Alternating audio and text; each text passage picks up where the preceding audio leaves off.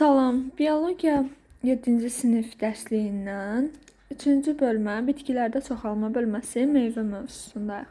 Açar sözlərdə şirəli və quru meyvə, sadə və mürəkkəb meyvə, bir toxumlu və çox toxumlu meyvə yazılıb. Yəni meyvənin müxtəlif xüsusiyyətlərinə görə növləri bu dərsdə olacaq. Burada sual hissəsinə yazılmışdır, şəkildəki bitki orqanlarını necə qruplaşdırmaq olar? Bu da indi əvvəlki dərslərdə var idi. Məsələn, birincisi meyvədir, ikincisi yerkökü, kökün şəkil dəyişməsidir. Ondan sonra kökün və gövdənin aşağı hissəsini belə də deyə bilərik. Sonra üçüncüsü yenə meyvədir. Sonra dördüncüsü kartof nədir? Kartof gövdə yumrusudur, yəni gövdənin şəkil dəyişməsidir. Beşincisi kökdür. Altıncı özü elə portağal meyvədir. Hansı orqanlar çiçəkdən inkişaf etmir, nə üçün? Onu da dedik ki, hansı ki meyvə deyil. Meyvə olmayanlar çiçəkdən inkişaf etməyib. Məsələn, kökdən, gövdədən inkişaf edib. Nə üçünsə, sadəcə ehtiyat qida maddəsinin toplanma yerinə görə. Zigotdan əmələ gəlməyən meyvələrdir belə. İndi baxaq görək bu mövzuda nə var. Meyvə də çiçəkli bitkilərin generativ orqanıdır. Adətən çiçəyin yumurtalığından əmələ gəlir. Meyvə əsasən meyvəyanlığı və toxumdan ibarətdir. Meyvəyanlığı yumurtalığın divarından inkişaf edir. Meyvələrin əsas funksiyası toxumları qorumaq və onların yayılmasını təmin etməkdir. Quruluşuna görə sadə və mürəkkəb meyvələr olur. Bundan əvvəlki dərsdə qeyd olunmuşdu ki, toxum yumurtacıqdan əmələ gəlir. Burada isə yazıldı ki, çiçək yumurtalıqdan əmələ gəlir.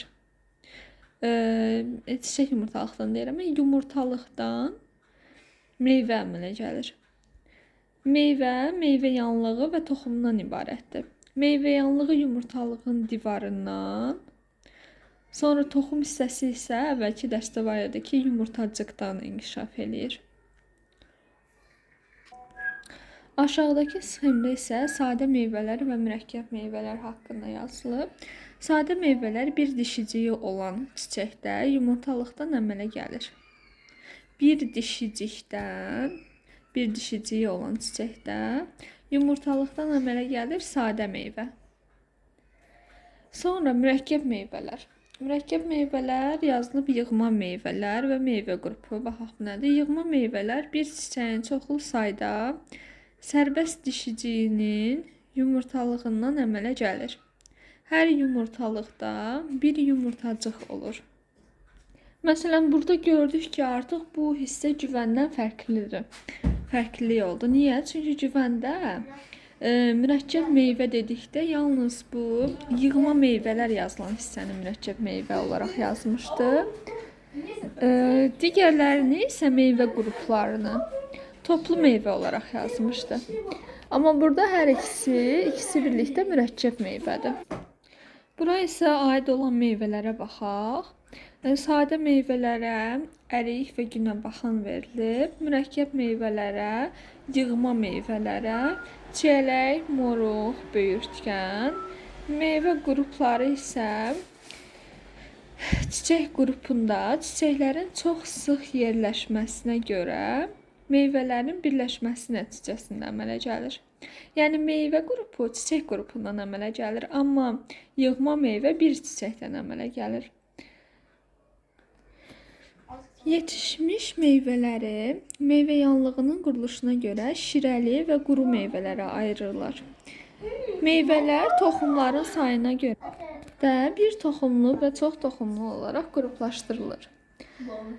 İndi baxaq ikinci hissəyə ki, görək burada quru meyvələr və şirəli meyvələr necə ayrılır. Quru meyvələr, yetişmiş quru meyvələrdə şirəli və toxumlu. Bir toxumlu və çox toxumlu quru meyvələr ayırd edilir. Bir toxumlu quru meyvələrə misal olaraq dən meyvələr, toxumcu meyvələr və fındıqca meyvələr yazılıb.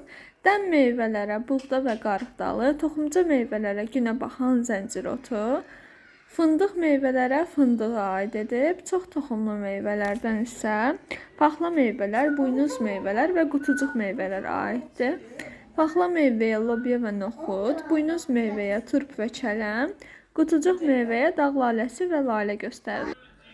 Fəaliyyət hissəsindəki suallarda isə, məsələn, dərsliyin özündə verməsi ki, meyvə yanlığının daxili qatı dəricik formasında olur və toxumla birləşmir. Bu aiddir toxumca meyvəyə. Dəricik dedikdə toxumca meyvəyə aiddir. Ondan sonra misal olaraq da bura yaza bilərik ki, Günəbaxan, Astra, Georgin. Ondan sonra nə yaza bilərik? Toxumca meyvə dedikdə zəncirotu dərslikdən verilib, məsələn, misal olaraq bunları yaza bilərik.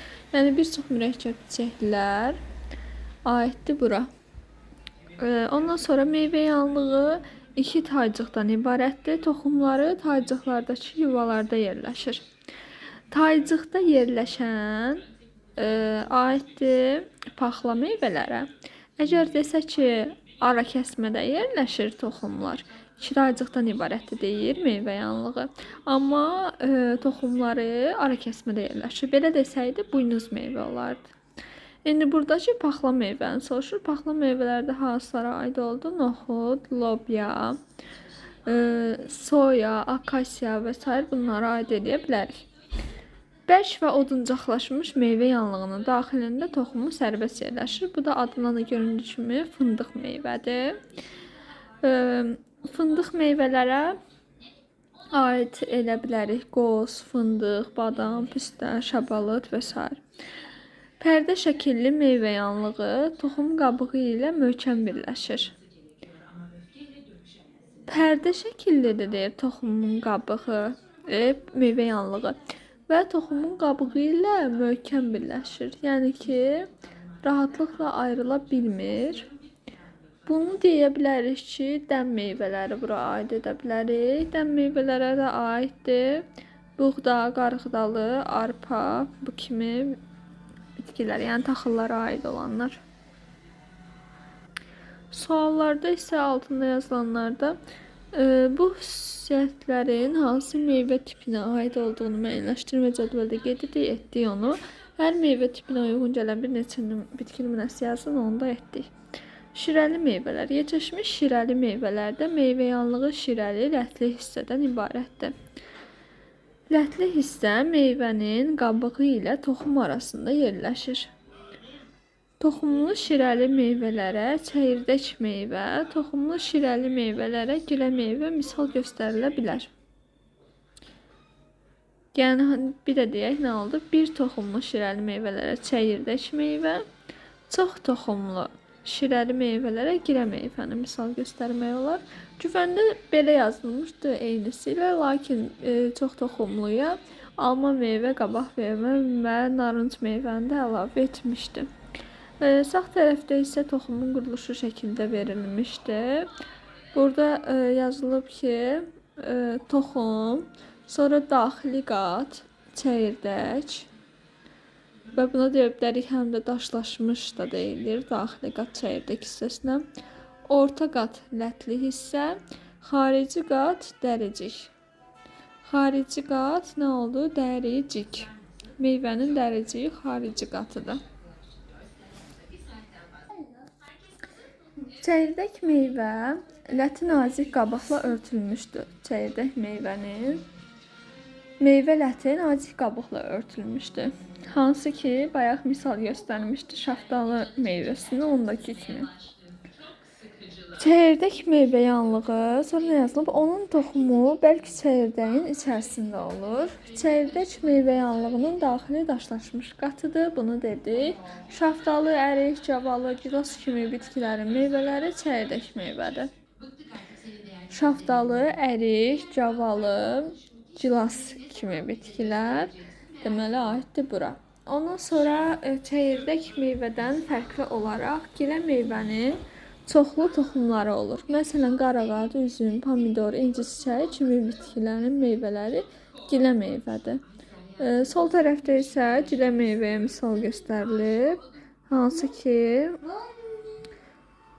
pomidor bitkisi və qarağat bitkisi. Bunda görünür ki, hər ikisində çoxlu toxumları var. Misallarda dedik.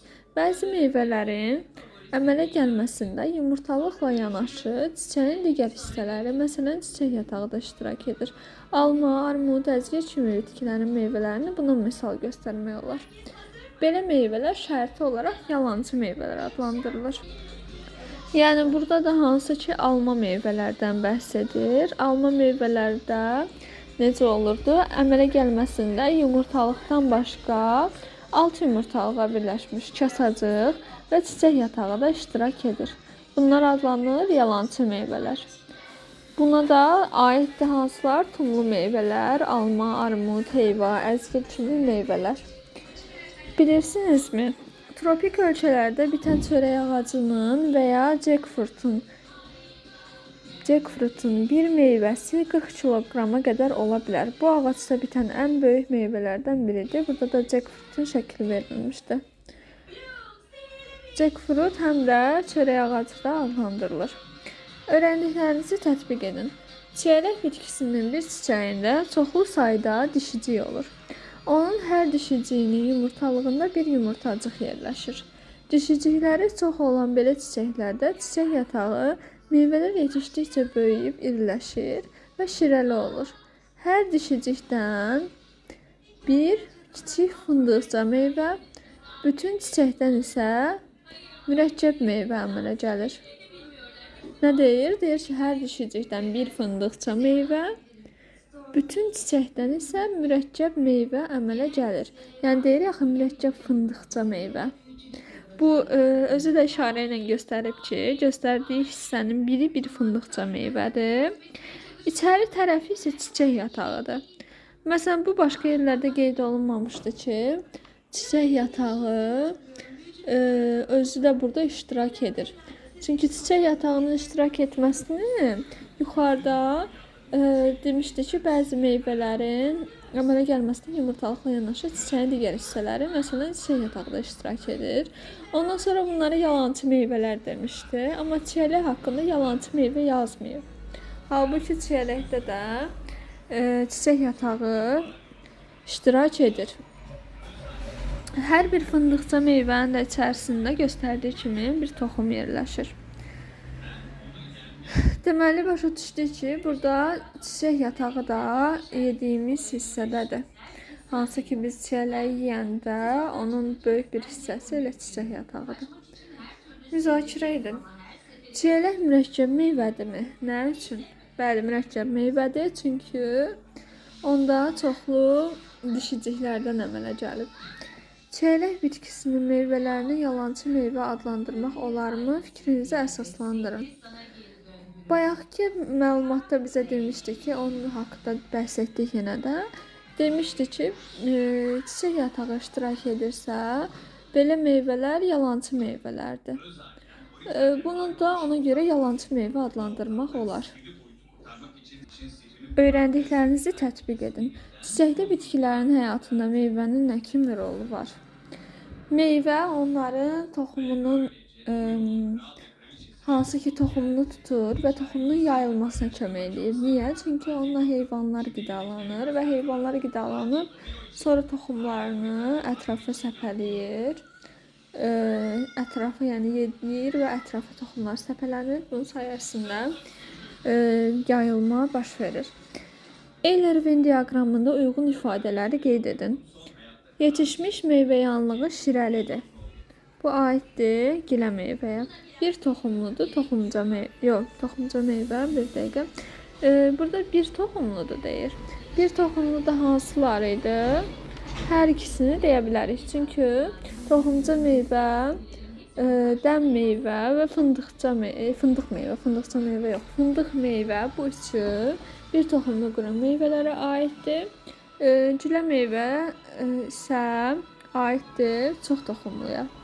Niyə dedim bayaq hər ikisinə? Toxumca meyvənin altına yazılır. Yəni B-ni yazırıq toxumca meyvənin altına. Qələmi götürüm yazım deyə. Sonra qarışıq olmasın. Deməli, A yetişmiş meyvə yanlığı şirəlidir. Aid oldu gilə meyvəyə. B toxumca meyvəyə. Sonra C sadə meyvələrə aiddir. Gilə meyvə sadə meyvədir. Toxumca meyvə də sadə meyvədir. Ümumiyyətlə bu kitabda quru və şirəli meyvələri bölmüşdü. Beləndən sonra bir toxumlu və çox toxumlu demişdi. Onların hamısı sadə meyvələrə aiddir. Yəni ona görə bu ortaya gedir. Çiçəyin yumurtalığından inkişaf edir. Yumurtalıqdan inkişaf edir. Yəni burada bir yumurtalıq iştirak etməlidir. Deməli ki, burada sadə meyvələrin hər biri bir dişicikdən əmələ gəlir. Bir dişicik olan bir çiçəkdən. Yəni ona görə bunu da ortaya yazmaq olar. Sonra çox toxumludur. Çox toxumlu olan isə gilə meyvədir. Yəni yerdə bu hissəyə gedir. Mövzu burada bitdi. İzlədiyiniz üçün təşəkkürlər. Sağ olun. Gələn mövzuda görüşərik.